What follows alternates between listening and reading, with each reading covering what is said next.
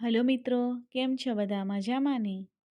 આજે આપણે ગુજરાતી વ્યાકરણ કહેવતો જેનો ભાગ 2 તે જોવાના છીએ.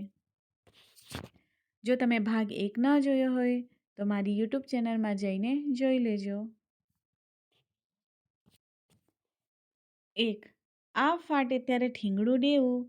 ખૂબ મુશ્કેલીઓ આવી પડે જેનું નિવારણ અશક્ય હોય. એક પંથ દો કાજ, એક કામ કરતા બે બાજુનો લાભ થવો. આંગળીથી નખ વેગળા, પારકા પોતાના ન બને. ઊંટે કર્યા ઢેકા તો માણસે કર્યા કાંઠા. એક જણ મુશ્કેલી ઊભી કરે તો બીજો માણસ તેનો ઉપાય શોધી કાઢે. આપ સમાન બળ નહીં ને મેઘ સમાન જળ નહીં. જાત મહેનત સર્વશ્રેષ્ઠ છે. અધૂરો ઘડો છલકાય, અલ્પજ્ઞાની જ વિદ્વતાનો દોડ કરે. ઉજ્જડ ગામમાં એરંડો પ્રધાન, બહુ સારી વસ્તુ ન મળે ત્યાં ઓછી ખરાબ પર સારી ગણાય.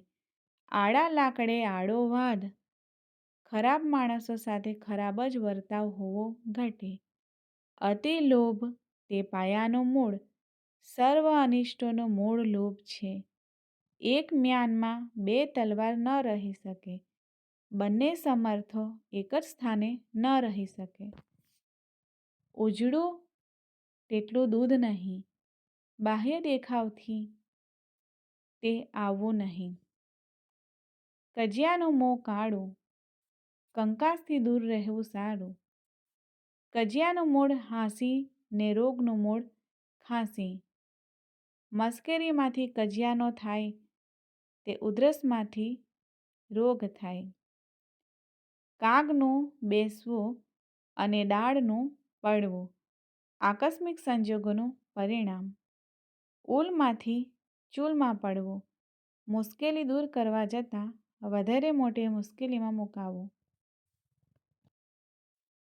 કમાવો દીકરો કુટુંબને વહાલો. જે વ્યક્તિ ઉધમ કરી ધન મેળવે છે તે સૌને પ્રિય થઈ પડે છે. ખાડે ડૂચા ને દરવાજા મોકળા, એક પૈસાની ચીંગુસાઈ કરવી ને રૂપિયો વાપરતા સહેજ પણ ન અચકાવવું. ખોટો રૂપિયો વધારે ચળકે, ઓછો જ્ઞાની ભારે જ્ઞાની હોવાનો દેખાવ કરે. ઘરના છોકરા ઘંટી ચાટે ને ઉપાધ્યાયને આંટો. પોતાનાને ભૂખે મારવા ને પારકાને પોસવા.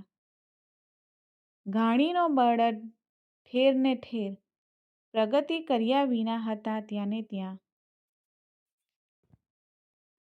ચોર કોટવાળને દંડે, શઠ એટલે હરામી માણસ ન્યાયની વાત કરે. ચામડી તૂટે પણ ડમડી ન છૂટે, દુઃખ સહન કરે પણ ધન ન વાપરે. ચોરની માં કોઠીમાં મોં ઘાલીને રડે, પોતાની ભૂલ સમજાતા મનોમન પાશ્ચાતાપનો અનુભવો.